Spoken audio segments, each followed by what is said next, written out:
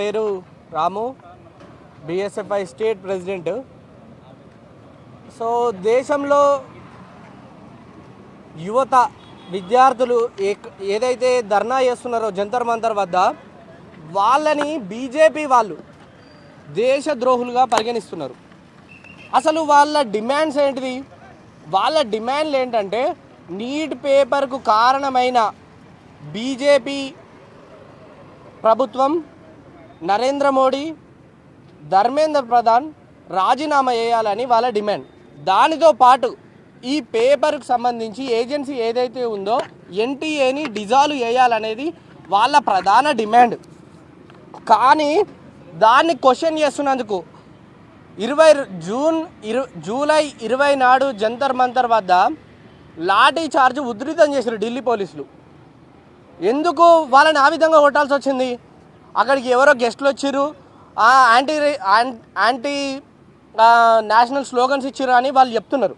కానీ మీకు దేశంలో జరుగుతున్న విషయాల మీద పరిజ్ఞానం లేదు అని మనకు క్లియర్గా అర్థమవుతుంది. దేశం ఒకవైపు మణిపూర్ లాంటి రాష్ట్రాలలో అమ్మాయిల్ని, ఆడవాళ్ళని నగ్నంగా ఊరేగిస్తున్నా కానీ మీరు నోరు మెదపడం లేదు. కానీ ఒక రీజన్ తోటి, నీట్ పేపర్ లీక్ అయిందనే ఒక రీజన్తో ఒక ధర్మేంద్ర ప్రధాన్ని రాజీనామా అయ్యి అనగానే అందరూ యువత మీద, విద్యార్థుల మీద యాంటీ నేషనల్ అనే ముద్ర వేస్తున్నారు.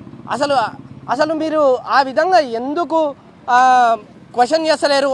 అంటే దేశంలో జరిగే చాలా పరిస్థితుల మీద ఎందుకు క్వశ్చన్ చేస్తలేరు? అదొకటే కాదు, మణిపూర్ విషయమే కాదు, మీకు దేశంలో హంగర్ ఇండెక్స్ ఆకలి చావులతో వచ్చే జనం కోట్ల మంది ఉన్నారు. అది మీకు కనిపిస్తలేదా అంధభక్తులకని నేను అడుగుతున్నా. దానితో పాటు ప్రెస్కు సంబంధించి అసలు వాళ్ళకి ఇచ్చే లిబర్టీ మీద అసలు మన ర్యాంక్ ఎక్కడుందో అది కూడా ఈ అంధభక్తులు చెప్పాలి. రూపీ వాల్యూ పడిపోతుంది, హ్యాపీనెస్ వాల్యూ పడిపోతుంది, పెట్రోల్ ప్రైజులు, దాంతోపాటు ఉమెన్ సేఫ్టీ, ఇవన్నీ నడుస్తున్నాయి. కానీ ఏ ఒక్కటి కూడా ఈ అంధభక్తులకు కనిపిస్తలేదు. సో మేమేమంటున్నామంటే, బీజేపీ అనేది అసలు యాంటీ నేషనల్ యాక్టివిటీస్ చాలా చేస్తున్నది. ఎందుకు అంటే, మనకి ఇక్కడ కన్స్ట్రక్షన్స్ చూసుకుంటే 2014 నుంచి 2026 దాకా చూసుకుంటే, మొన్ననే ముంబై నుంచి తానే మధ్యలో జరిగిన ఒక కన్స్ట్రక్షన్ 7,000 కోట్లు పెట్టి జరిగిన కన్స్ట్రక్షన్ 2 నెలల తిరగ ముందుకే కొలాప్స్ అయిపోయింది. మరి దీనికి బాధ్యులు ఎవడు? బీజేపీ కాదా? మరి వాళ్ళకి సపోర్ట్ చేస్తున్న అంధభక్తులు దీని గురించి మాట్లాడరా? ఇది దేశాన్ని డెవలప్ చేసే పని కాదా? సో ఇవన్నీ ఎవరికి కనిపించాయి. అక్కడికి వచ్చే విద్యార్థులు ఒక ఎడ్యుకేషన్ మీద కానీ లేకపోతే సోషల్ రిఫార్మ్ మీద మాట్లాడితే చాలు వాళ్ళు దేశద్రోహులు అయిపోతున్నారు. అండ్ ఇంకొక విషయం, ఇక్కడే హైదరాబాద్లో మనకి చర్లపల్లి రైల్వే స్టేషన్ ఓపెన్ చేశారు, దాంతోపాటు బేగంపేట రైల్వే స్టేషన్ కూడా కొత్తది ఓపెన్ చేశారు. అది కూడా లీకేజ్ జరుగుతుంది. దాని గురించి ఎవడు మాట్లాడా? ముంబై ఎయిర్పోర్ట్ కూడా లీక్ అయిపోయింది, దాని గురించి ఎవడు మాట్లాడా? ఇవన్నీ బీజేపీ చేస్తున్న పనిలేరా బాబు, అంధభక్తులారా? మీరు చూడండి ఒకసారి బీజేపీ ఏం యాక్టివిటీ చేస్తుంది, ఏం సంగతి, దేశాన్ని ఏ విధంగా దోసుకుంటుందని. అంతా ఎగ్జాంపుల్ ఎందుకు, అందరికీ పవిత్రమైన దేవాలయం, మా ఊర్లో కూడా రూపాయి చందాలు వసూలు చేసి రామమందిరం కట్టితే, ఆ రామమందిరంలో కూడా ఒక దొంగ, మహమ్మద్ గజనీ అనే దొంగ, ఆయన 27 ఏళ్లలో 17 సార్లు హిందువుల దేవాలయాలను దోచుకున్నాడు.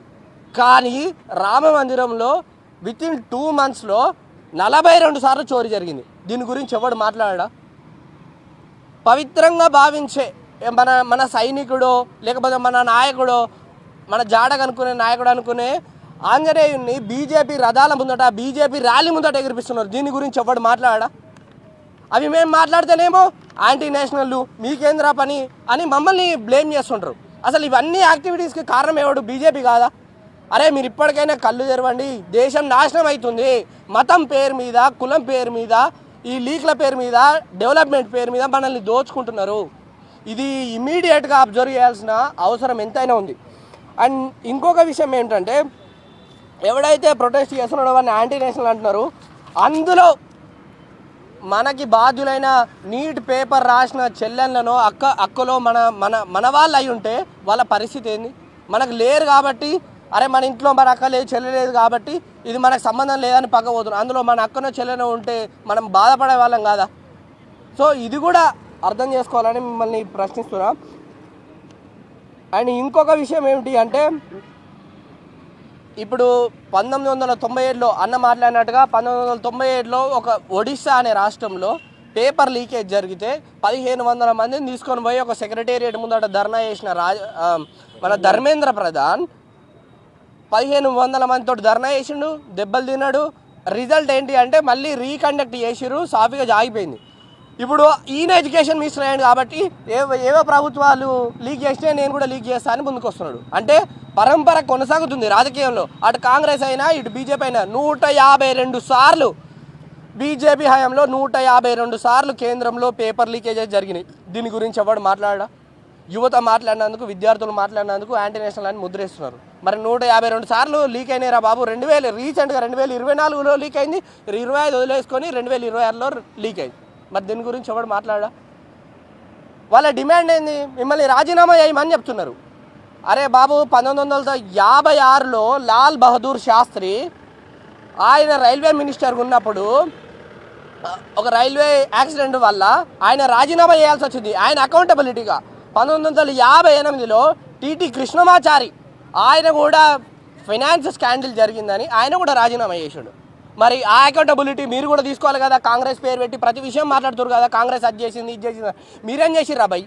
బీజేపీ వచ్చినప్పటి నుంచి ఒక్క ఐఐటి లేదు, ఒక ఐఐఎం లేదు, ఒక మనకి విశ్వవిద్యాలయాలు లేవు, ఒక యూనివర్సిటీ లేదు, ఒక కాలేజ్ లేదు. బీహార్లో ఒక 1200 కోట్లతో ఒక యూనివర్సిటీ లాంచ్ అయితే ఓన్లీ గేట్ కట్టి వదిలేసారు. ఇగో ఇది మీ పనితనం. ఎవడు పడితే వాడు మాట్లాడే దేశం మీద ఏమోగానుందిరా భయ్. 12th ఇంటర్మీడియట్ చదివిన ధర్మేంద్ర ప్రధానికి పగ్గాలపై చెప్తే దేశం నాశనం కాకపోతే, దేశ విద్యా విధానం నాశనం కాకపోతే ఇంకేముంటుంది? అండ్ ఇంకో విషయం, నిన్న supreme court CJI chief justice of India Delhi ప్రొటెస్ట్లో ఈ విధంగా యువత మీద, స్టూడెంట్స్ మీద అటాక్ జరుగుతున్నాయి, ఇగో ఇవన్నీ ఎవిడెన్స్ అని చూపిస్తే అది మాకు చూసే టైం లేదు, ఇదంతా టైం వేస్ట్ ఇవ్వరమని చెప్తున్నాడు. ఓ సిజేఐ గారు, మీరు చేసిన తతంగమే ఇదంతా. విద్యార్థుల హక్కుల గురించి, విద్యార్థుల చదువు గురించి అడిగితే మమ్మల్ని కాక్రోచులన్నీ తిట్టిను. సరే ఏందో మా ప్రాబ్లం మేము సాల్వ్ చేసుకుందాం, ఇగో శాంతియుతంగా ధర్నా కూర్చుంటే ఢిల్లీ పోలీసులని, పోలీస్ యంత్రాంగాన్ని దింపి విద్యార్థులను కొట్టి నానా హింసకు గురి చేస్తున్నారు.